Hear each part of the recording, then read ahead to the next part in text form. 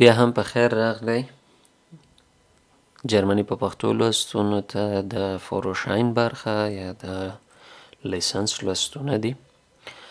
د شمېر لرونکو پوښتنو بله برخه ده.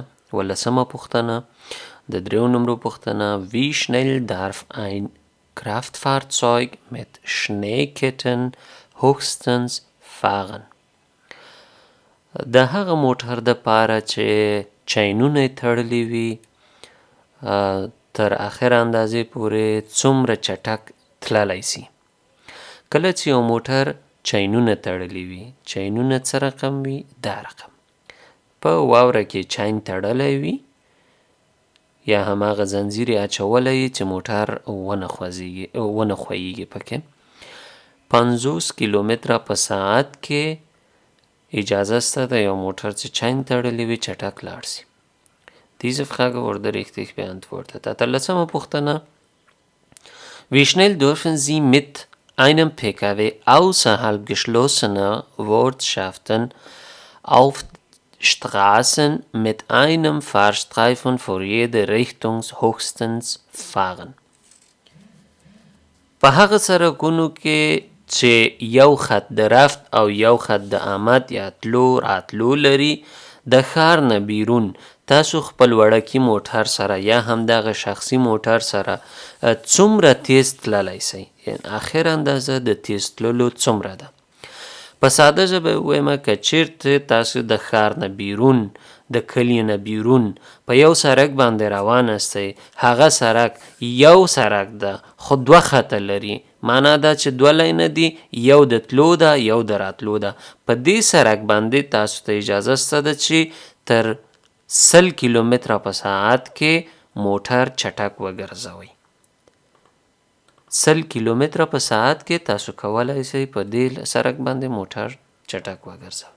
Diese Frage wurde richtig beantwortet. 19مه پوښتنه د 3 نمرو پوښتنه ده: Wie schnell dürfen Sie mit einem LKW؟ هماغه پوښتنه ده اوس د LKW سره. Wie schnell dürfen Sie mit einem LKW mit einer zulässigen Gesamtmasse von 3,0 یعنی 3 ټنه وزن وي او د ښار نه بیرون لکه څنګه مې چې مخکې سوال پوښتنه کې ویلې هماغسې د دې هم ده. یو سړک ده، 2 دانې خطونه لري، یو د تلو یو د راتلو، خو دې LKW ته چې وزن 3 ټنه ده دې ته هم 100 کیلومتره په ساعت کې اجازه شته ده. 20مه پوښتنه د 3 نمرو پوښتنه ده: Wie schnell darf ein LKW mit einer zulässigen Gesamtmasse von 3,0 Tonnen und einem Anhänger auf Autobahn höchstens fahren؟ یو LKW په اوټوبان باندې چې هغه وزن د هغه LKW وزن 3 ټنه وي او یو دانه هم ټریلر ورپسې ولري، څومره یعنی آخر اندازې پورې اجازه ورته شته چې په اوټوبان باندې تیز وګرځي؟ 80 کیلومتره په ساعت کې ورته اجازه شته ده چې په اوټوبان باندې د انهنګر سره موټر وګرځي، هغې نه زیاته نه. Diese Frage wurde richtig beantwortet. 21مه پوښتنه د 3 نمرو پوښتنه ده: Wann muss ein PKW mit Anhänger außerorts auf Straßen mit nur einem Fahrstreifen vor jede Richtung vom Vorausfahrenden einen so großen Abstand halten, dass ein Überholer einscheren kann؟ کله وایي چې تاسو یو PKW هماغه وړوکی موټر لرئ او په مخکینی سړک چې ما تشریح کوي یو سړک د یو خط د تلو یو د راتلو لري، په دې سړک باندې روان یاستئ او یو دانم انهنګر لرئ در سره، د مخکینی موټر سره باید ستاسو څومره فاصله وي؟ کمې درکم، څومره فاصله وي ستاسو چې هغه موټر تاسو نه مخکې کیږي، دفعتاً د مخکې کېدو نه وروسته وکولی سي بیرته دا تشې ته راننوځي چې مخامخ کوم بل موټر رانسي او ټکر ونه کوي. یعنی تاسو د مخکینی موټر سره باید 2 متره فاصله ولرئ د همدغه د موټر د اوږدوالي قدر. د موټر د اوږدوالي د Zuglänge über. Bei einer Zuglänge über 7 Meter. و متر فاصله باید ولري. 7 متر فاصله چې دا بل موټر که شیغن کوي عین شیغن معنا ده چې راننوځي دفتن راننوځي یا سړک خپل قطع کوي او راننوځي. 20. پوښتنه Sie fahren mit 100 km/h auf einer Straße außerhalb geschlossener Ortschaften. تاسو 100 کیلومتره په ساعت کې په هغه سړک باندې روان یاستئ چې هغه د ښار کلي نه بیرون یا تړلي ځایونو نه بیرون ده. Vor Ihnen fährt ein LKW mit 70 Kilometer pro Stunde. تاسو نه مخکې یو دانه غټ موټر روان دی چې هغه 70 کیلومتره په ساعت کې چټک دی. Wie weit müssen Sie bei Beginn einer Überholvorgang von einer Straßenkuppe? Straßenkuppe وایي چې د سړک یو دفعه جګیږي بیرته راټیټیږي. معنا ده چې تاسو د سړک اخواته ځای نه وینئ دی خواته د سړک تاسو وینئ. وایي که داسې شټراسنکوپه وي یعنی جګه وي یوه غونډی وي په هغې باندې موټر ځي او کته کیږي د اخواتنی سړک کې چې هر څه وي د غونډۍ نه اخواته هغه تاسو ته نه معلومیږي.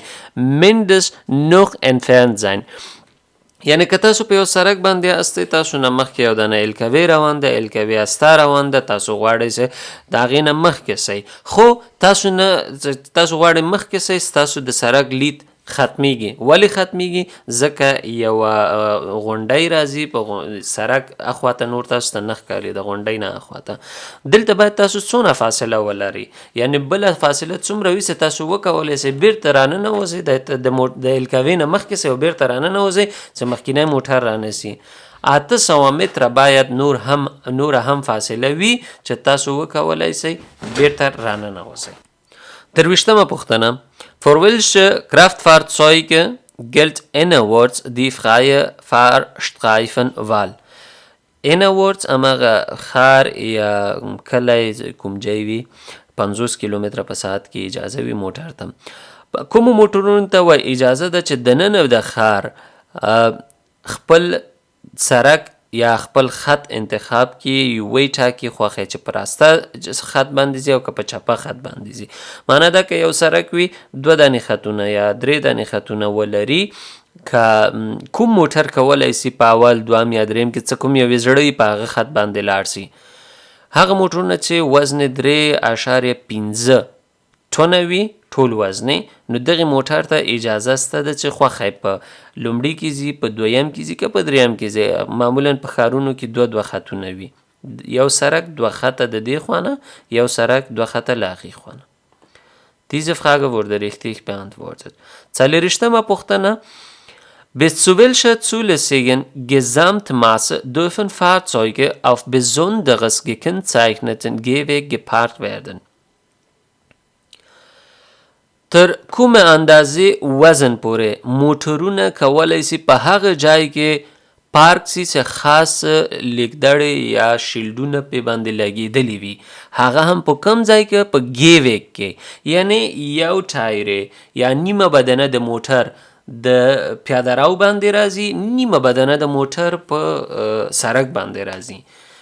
نو کوم موټرونو ته اجازه سته ده چې په داسې یو ځای کې موټر پارک کړي هغه موټرونه چې 2.8 ټنه وزن ولري. Diese Frage wurde richtig beantwortet. 25. پوښتنه Welcher Mindestabstand von einer Ampel muss ein Fahrzeug beim Halten einhalten, wenn diese durch das Fahrzeug verdeckt würde? څومره لږ تر لږه باید څومره فاصله یو موټر ولري د ترافیکي څراغونو نه مخکې ودرېږي چې د چراغونو یا دغه څراغونه پناه نسي. یعنی داسې موټر چې په هغه ځای کې درېږي د ترافیکي چراغ پې باندې یا د دغه موټر په واسطه یا دا چې مخکې ولاړ ده هغه چراغونه پټ نسي. 10 متره باید فاصله ولري چې هغه چراغونه د دغه موټر په واسطه باندې پټ نسي. بلې برخې ته بیا راځو.